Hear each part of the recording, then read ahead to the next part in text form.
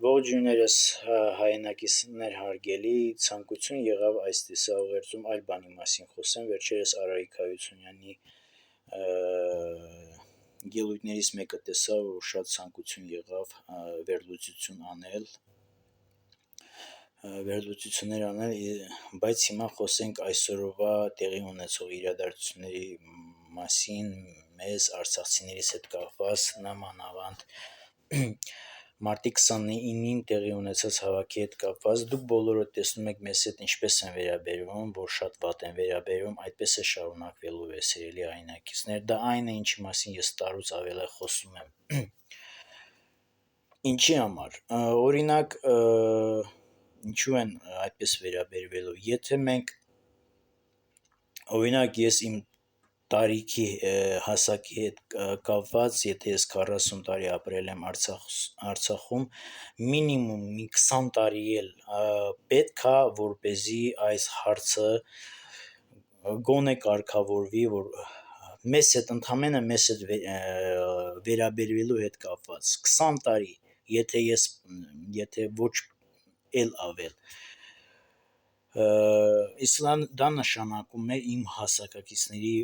օրինակով եմ ասում, դա նշանակում է, որ փաստորեն մեր ամբողջ կյանքը տենց մի լավ կյանք չեք ապրել, մեր մնացած բաժին կյանքն էլ պիտի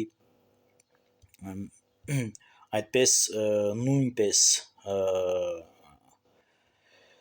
դժոխքի միջով անցնենք։ Ինչու է այսպես, հայրենակիցներ սիրելի, փաստ է, որ Հայաստանում տասնյակ տարիներ, 30 տարուց ավել թուրքը մեծ գումարներ են ներդրել Հայաստանում հակահայ, նամանավանդ հակաարցախյան տրամադրություններ մթնոլորտ ձևավորելու համար, ինչը մենք այսօր տեսնում ենք, ինչը հաջողվել է այն կարգի, որ մինչև եկել է հասել նրան, որ մենք այս պահին զրկված ենք մեր հայրենիքում ապրելու, դա այդ ամենի արդյունքն է, և դուք ինքներդ եք տեսնում, իրանք չեն ծածկում, իրանք իրանց մասին վկայում են, իրանք իրանց մատնում են, որ հենց իրանք են արցախցիների թշնամիները, Արցախի թշնամին, արցախցիների թշնամին, բնականաբար, եթե Արցախի թշնամին են,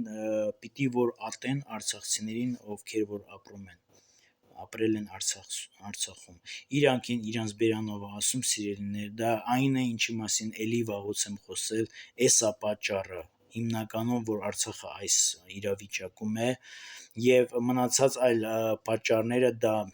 անիմաստ մեղադրանքները, անիմաստ իրանց սխալները ծածկելը, որ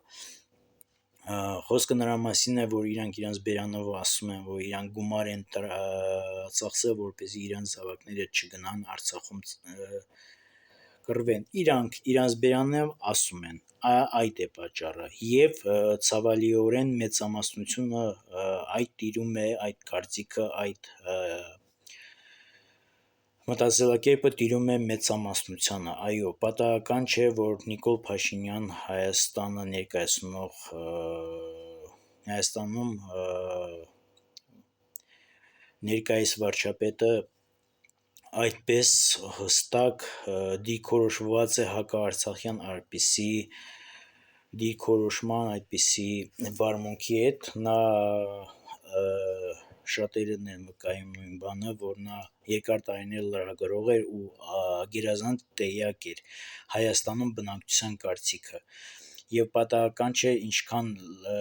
լավ հաշվարկած, հիմնված է այդ մարդկանց այդ կարծիքների վրա,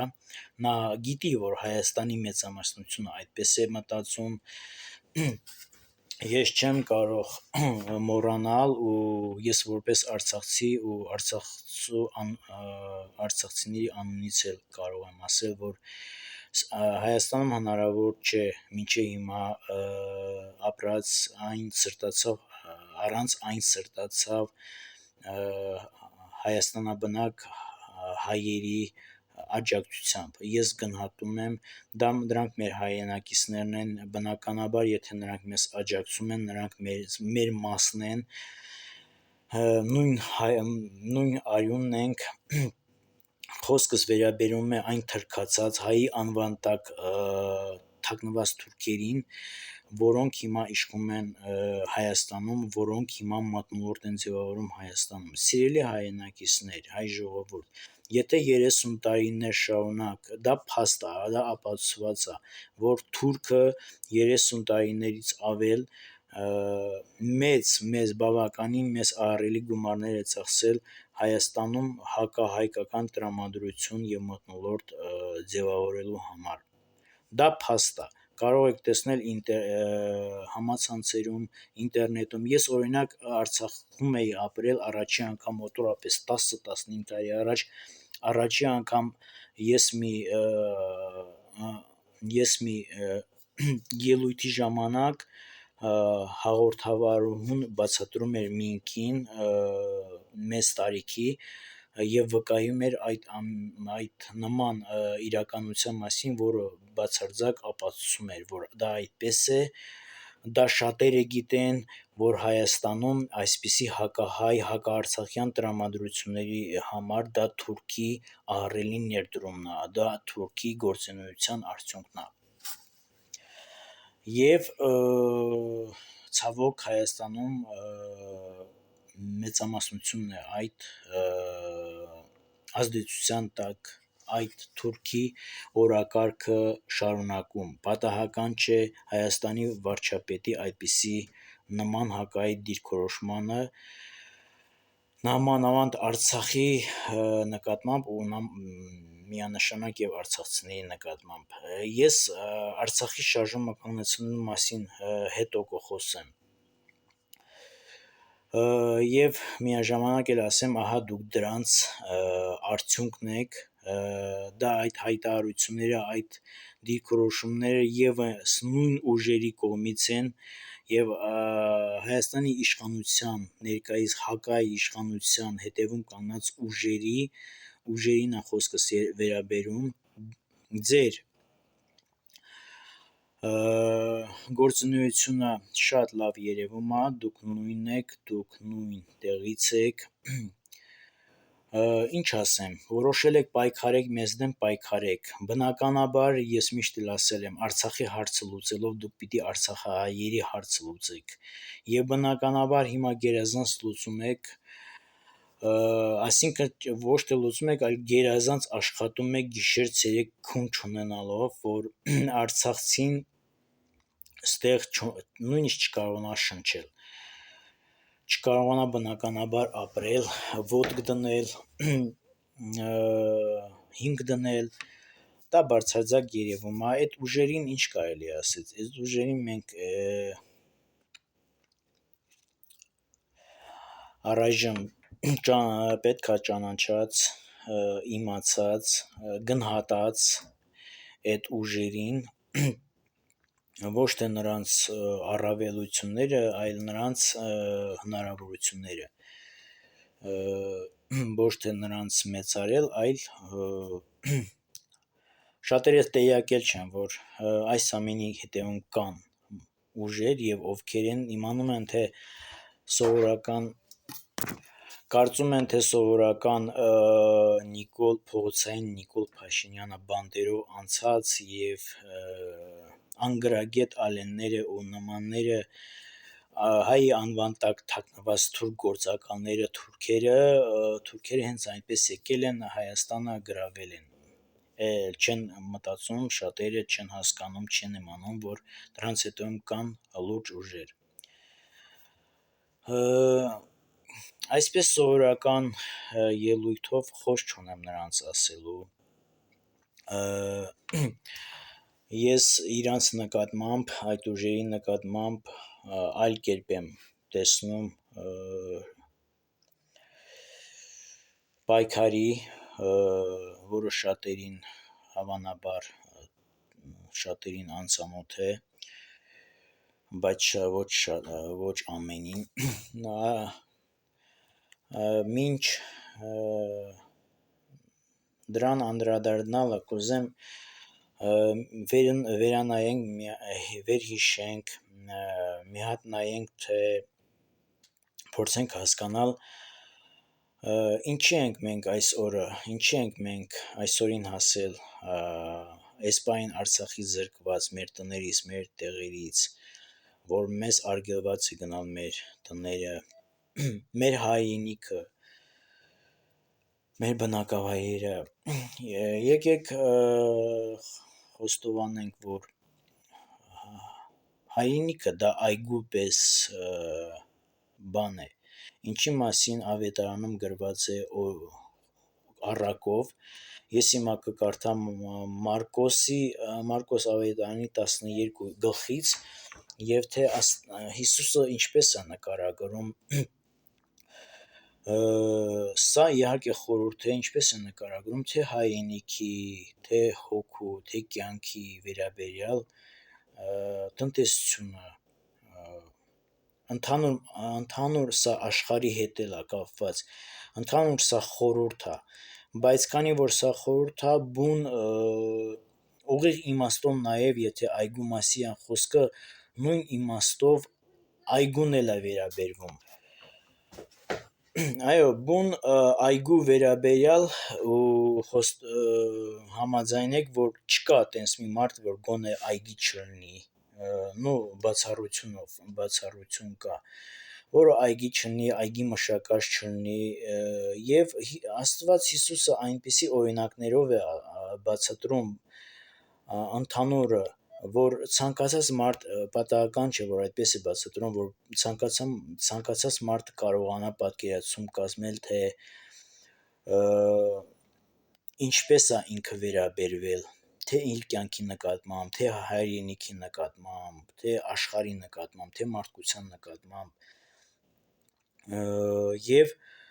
ինքը այստեղ հանդիսանում է որպես այգիի տեր։ Նախ եկենք խոստովանենք բոլորս, որ Արցախը դա մեր հայրենիքն էր, որ Աստված է մեզ նվիրել, Աստված է մեզ տվել, Աստծո կողմից տրված է, դա այգի էր, այո, և պատահական չէ, որ մենք սահմանում ունենք սահմանապահ զինվորներ, դիրքեր, և նա պահում է թշնամուց, նույնն էլ այգին է, այգին դու ցանկապատում ես, որպեսզի կենդանիները չմտնեն, չփչացնեն այգին, և ես կարդամ այդ առակը, դուք ամենքս ձեր ձևով հասկացեք առակի խորհուրդը, լսեցեք առակը, դուք բոլորս միասին վերլուծենք, հասկանանք ինչու է այսպես եղել, և այս առակում այգին որպես հայրենիք, և Աստված մեզ որպես մշակներիս այդ այգին տվել է, և ամենքս վերլուծենք ինչպես ենք վերաբերվել որպես մշակներ այդ այգու հետ, և վերջի խոսքերը դուք տեսեք, որ այգեպանը վերաբերվել է այնպես այգու հետ, ինչպես մեր Արցախի հետ, և մեզ հետ վերաբերվել է այնպես, ինչպես այգին մշակող մշակների հետ։ Մարկոս 12-րդ գլխից առաջին խոսքից. Եվ սկսեց նրանց հետ առակներով խոսել և ասաց. մի մարդ այգի տնկեց և նրան ցանկով շրջապատեց, և հնձան փորեց, և աշտարակ շինեց, և նորան մշակների տվավ, և օտար երկիր գնաց, և ժամանակին այն մշակների մոտ մի ծառա ուղարկեց, որ մշակներիցն այգու պտղիցը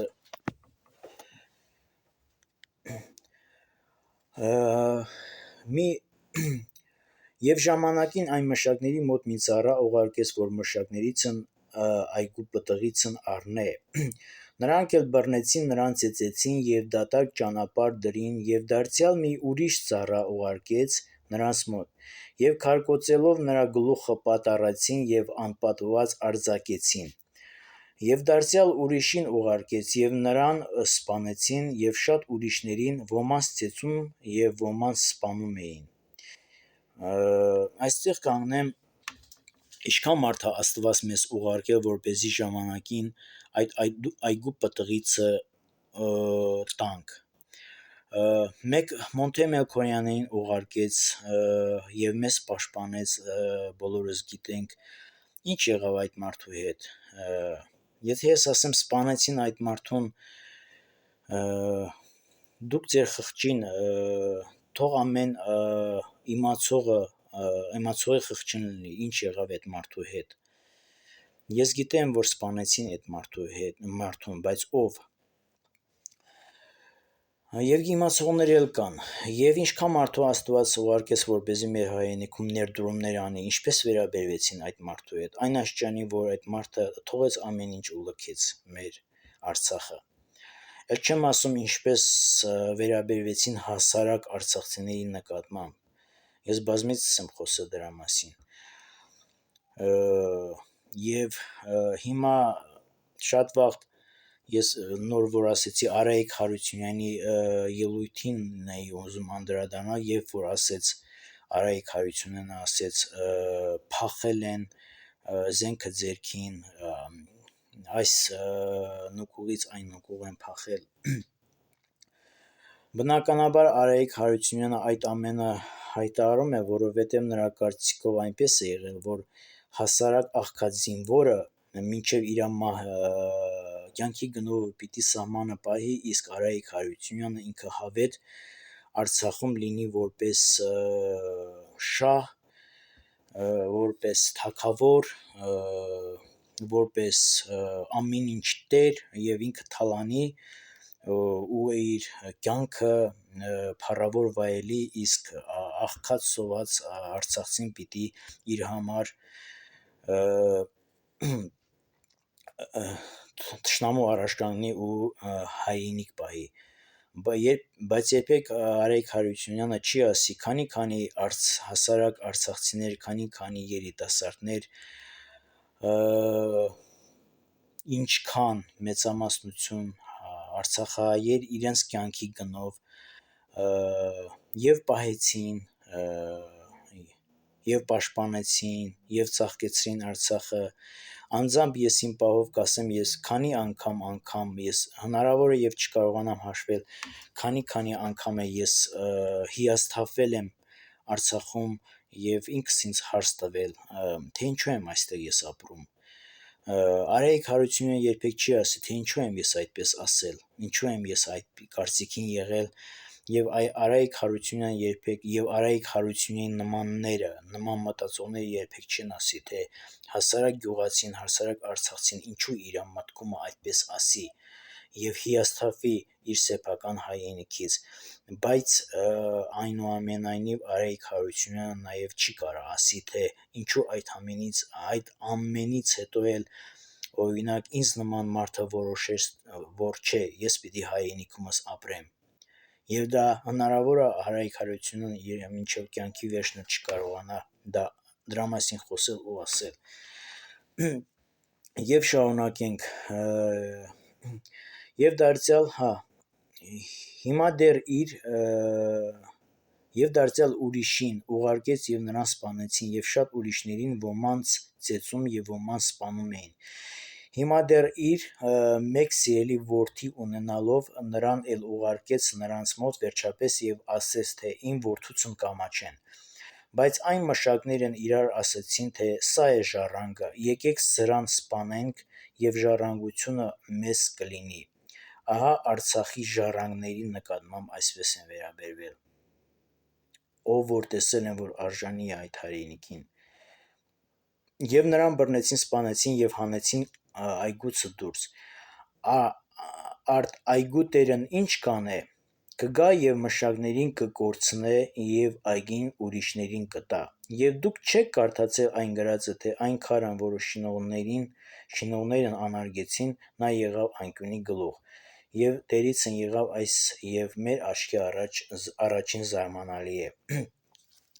Հիմա սիրելի հայրենակիցներ, երևի այստեղ մենք կարողանում ենք պարզ հասկանալ, թե ինչու եղավ այս ամենը մեր հայրենիքի հետ եւ ինչու հիմա մենք զրկված ենք եւ ում պատճառով է ոմանց պատճառով է այս ամենը եղել, մենք բոլորս գիտենք։ Հիմա սիրելի հայրենակիցներ, մենք ամենքս գտնվում ենք այնպիսի իրավիճակում, հիմա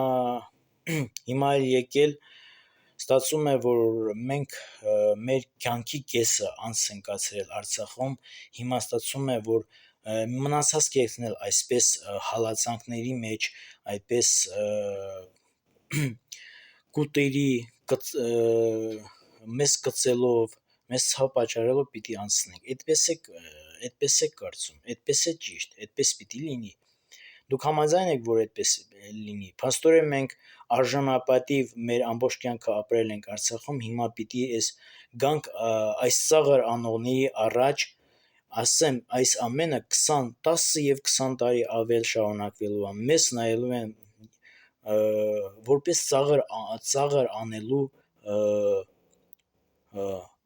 անհատներ, մեզ ծաղր են անելու, եւ դա տևելու է առնվազն 10 տարի։ Դուք պատրաստվում եք 10 տարի այդպես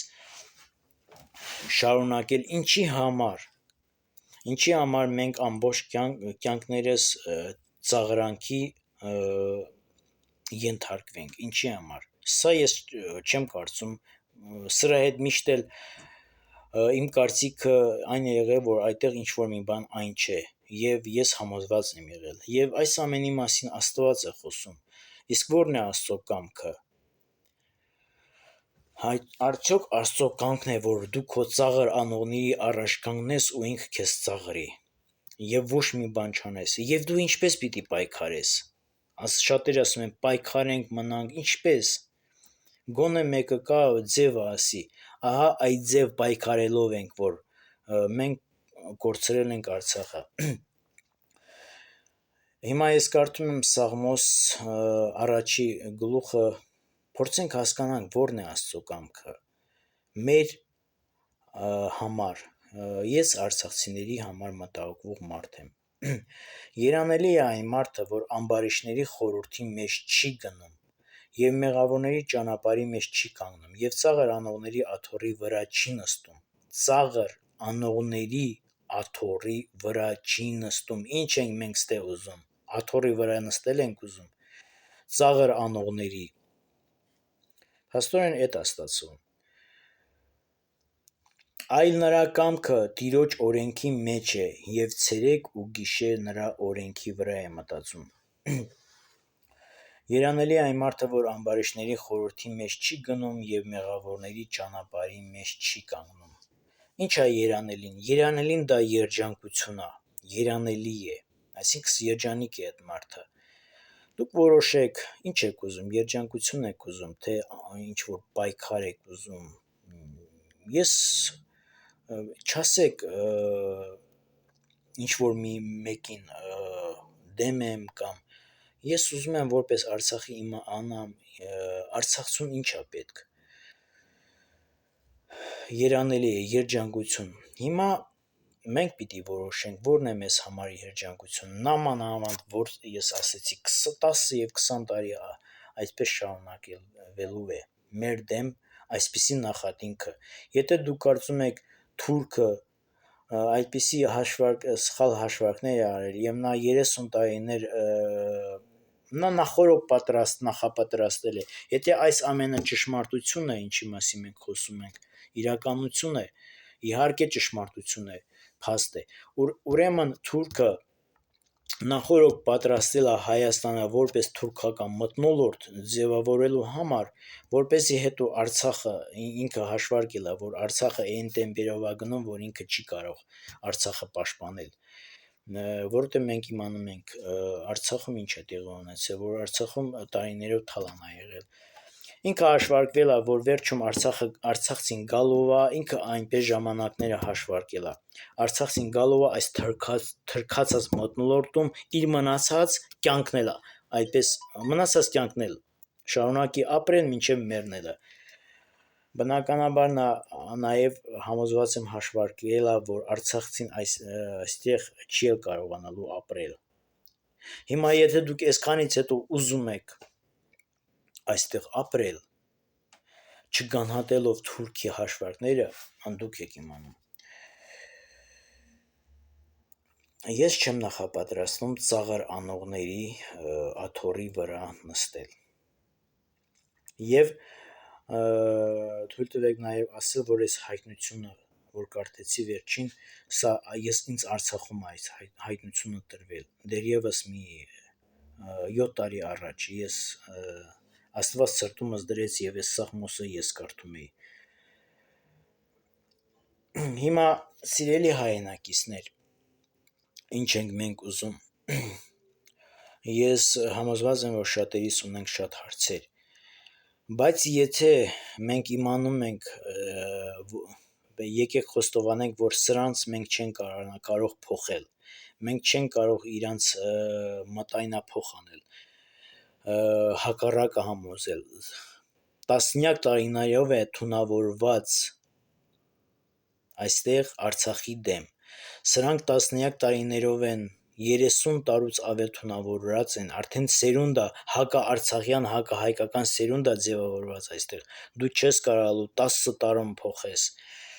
20 տարում էլ չես կարող փոխել, էլ չենք ասում 20 տարին կլինի, թե չի լինի, և դուք որտեղ եք ուզում ապրել, շարունակել ապրել, և տեսեք, որ բնակարային հարցը այնպես են, հենց ես իմացել եմ, կոնկրետ այնպես են անում, որ ոչ մեկը ստե բնակարան չստանա, համենայն դեպս մեծամասնության մասին է խոսքը, որ բնակարանով մենք չապահովվենք, հիմա ես չերկարացնեմ, կանգնենք նրա վրա, որ սրանց չեն կարող մենք փոխել այս պահին, այսպես շարունակվելու է, իսկ ոնց է վերաբերվելու, ոնց է նայելու Աստված, ոնց է նայեմ Աստված, շատերին երևի հուզի, թե Աստված միթե այս ամենը չի տեսնում, միթե սրանց չի պատժի, միթե սրանց չի ուզում պատժել, ասեմ սիրելի հայ ժողովուրդ, թասիբով, մաքուր, հայրենասեր ժողովուրդ, աստվածասեր ժողովուրդ, երբեք Աստված այստեղին չի զարկի, երբեք Աստված չի զարկի սրանց, և Աստծուն իրա զարկելու ձևը ունի, մինչև որ դուրս չգաք այստեղից, մինչև որ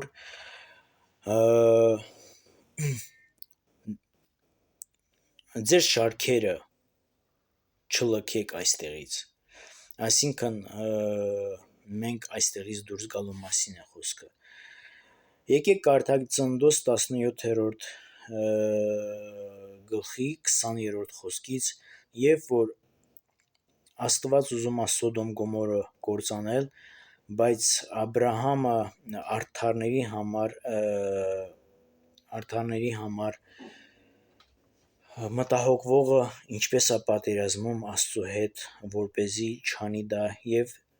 կարդանք այդ խոսակցությունը, և այստեղ փաստ Աստված ներկայացնում է նման իրավիճակների իր միտքը, իր վերադասավորվածությունը, իր նպատակները, Աստված երբեք այն քաղաքը չի կործանի, եթե այնտեղ լինի 10 արդար մարդ, այդպես է Աստծու դիրքը, կարդանք Ծննդոց 18-րդ գլուխը, և Եհովան ասաց, որովհետև Սոդոմի և Գոմորի աղաղակը շատացավ, և որովհետև նրանց մեղքն էլ շատ ծանրացավ, ուստի իջնեմ և տեսնեմ, թե ինձ մոտ եկած աղաղակի պես արին բոլորը, կամ եթե ոչ, որ գիտենամ, և այն մարդիկը այստեղից դուրս եկան դեպի Սոդոմ գնացին, և Աբրահամը տակավին կանգնած էր Եհովայի առաջին, և Աբրահամը մոտեցավ և ասեց. միթե ամբարիշտի հետ արդարին էլ կկորցնես, գուցե այն քաղաքի մեջ 50 արդար կան, միթե նրանց կկորցնես, և չես խնայիլ այն տեղին այն 50 արդարի համար, որ նրանում են, քավ լիցի քեզ այսպիսի բան անելը, որ արդարին ամբարիշտի հետ մերձնես, և արդարն ամբարիշտի պես լինի, քավ լիցի քեզ, միթե բոլոր երկրի դատավորը արդարություն չի անել, և Եհովան ասեց. եթե Սոդոմում 50 արդար գտնեմ քաղաքի մեջ, նրանց համար բոլոր տեղին կխնայեմ, և փաստորեն Աստված, որ այս մեր երկրագնդի վրա ցանկացած քաղաք եթե պահպանում է, ուրեմն 50 արդար կա այդտեղ, բայց ահա ինչ է տեղի ունենում հետո, ինչպես է այդ արդարների համար Աստված պատերազմում, և Աբրահամը պատասխանեց և ասեց. ահա հիմա սկսեցի Եհովայի հետ խոսել ես, որ հող և մոխիր եմ, գուցե 50 արդարիցը 5-ը պակաս լինի, այն 5-ի համար բոլոր քաղաքը կկորցնես, և ասես չեմ կորցնել, եթե այնտեղ 45 գտնեմ, Եվ դարձյալ խոսեց նրա հետ և ասեց. «Գուցե այնտեղ 40-ը գտնվին»։ Եվ ասեց. «Այն 40-ի համար էլ չեմ անիլ»։ Եվ ասեց. «Տերը չբարկանա, թող խոսեմ, գուցե այնտեղ 30 գտնվին»։ Եվ ասեց. «Եթե այնտեղ 30-ը գտնեմ, չեմ անիլ»։ Եվ ասեց. «Ահա սկսեցի խոսել Տիրոջ հետ, գուցե այնտեղ 20-ը գտնվին»։ Եվ ասեց. «Այն 20-ի համար էլ չեմ կորցնել»։ Եվ ասեց. «Տերը չբարկանա, և միայն այս անգամ էլ խոսեմ, գուցե այնտեղ 10-ը գտնվին»։ Եվ ասեց. «Այն 10-ի համար էլ չեմ կորցնել»։ Եվ Եհովան գնաց, փաստորեն Աստված որոշեց 10 արդարի համար քաղաք չկորցնել։ Բայց ինչ է լինում, երբ որ 10-ից պակաս է լինում։ Եվ Եհովան գնաց, երբ որ Աբրահամի հետ խոսքը վերջացրել է, և Աբրահամը ետ դարձավ իր տեղը։ Եվ նրանք ասեցին. «Դեն գնա»։ Ծննդոց 19-րդ գլուխ։ Այստեղ հրեշտակները եկան Սոդոմ, և Ղովտը նրանց դիմավորեց, և Ղովտը համոզեց նրանց տարավ իրենց տուն, որ հյուրեսիրի, և քաղաքի չար մարդիկը բոլորը երիտասարդից մինչև ծերը հավաքվել են, որ գան այս հրեշտակներին բռնաբարեն։ Եվ դա այն պահն է, որ նրանք կանչեցին Ղովտին և ուզում են դատել։ Եվ Ղովտը նրանց համոզցրեց, ուզում էր համոզցնել, որ կանգնեցեք, մի արեք այս բաները։ Եվ Ղովտը առաջարկեց, և նրանք ասեցին. «Դեն գնա»։ Եվ ասեցին. «Եկավ մենակ պանդխտության համար և դատաստանել է անում»։ Տեսեք, փաստորեն Ղովտը այդտեղ եկել է պանդխտություն արել։ Տեսեք, ինչպես են վերաբերվում պանդուխտի նկատմամբ։ Բնականաբար նմանին դատաստանի համար բացառվում է, որ նմանները Ղովտի առումով որպես պանդուխտ դատաստան անեն։ Եվ նրանք ասեցին Ղովտին. «Եկավ մենակ պանդխտության համար և դատաստանել է անում։ Հիմա քեզ նրանցից վատ կանենք»։ Եվ սաստիկ բռնադատեցին մարդին, այսինքն Ղովտին, և մոտեցան, որ դուռը կոտրեն։ Ծննդոց 19-րդ գլուխ 9-րդ խոսքը։ 10-րդ խոսքը։